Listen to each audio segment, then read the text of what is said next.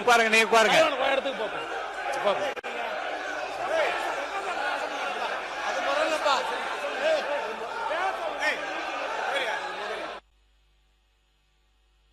உட்காருங்க, உட்காருங்க, நீ உட்காருங்க, நான் பேசுறேன். உட்காருங்க, உட்காருங்க, நான் பேசுறேன். உட்காருங்க, உட்காருங்க, உட்காருங்க, உட்காருங்க, உட்காருங்க, உட்காருங்க, நான் பேசுறேன். உட்காருங்க,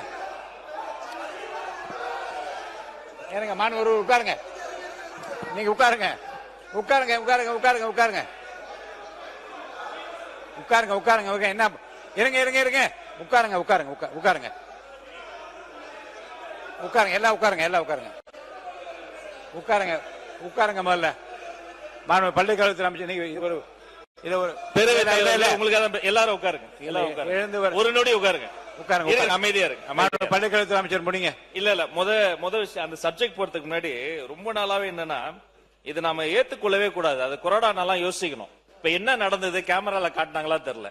அவரு மாண்புமிகு சட்டமன்ற உறுப்பினர் தான் இடத்தை விட்டு வசந்தம் கார்த்திகேயன் அடிக்கிறதுக்கு பாஞ்சு வந்து ஏவா வேலைன்னா கட்டி பிடிச்சு அணை கட்டி தடுக்கிறார். மதிப்பிற்குரிய பூண்டி கலைவாணன் அண்ணன் அங்க இருந்து நடுகிறத வந்து அடிக்கிறதுக்கு வராரு.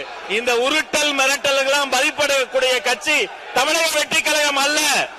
இதை போன்ற நாகரிகமற்று உருட்டுறது மிரட்டுறதுனாலதான் தமிழக மக்கள் தகுந்த தீர்வு கொடுத்து அங்க உட்கார வச்சிருக்காங்க. தொடர்ந்து நான் பாத்துக்கிட்டே இருக்கிறேன். இந்த வேலை எங்க கிட்ட நடக்காது.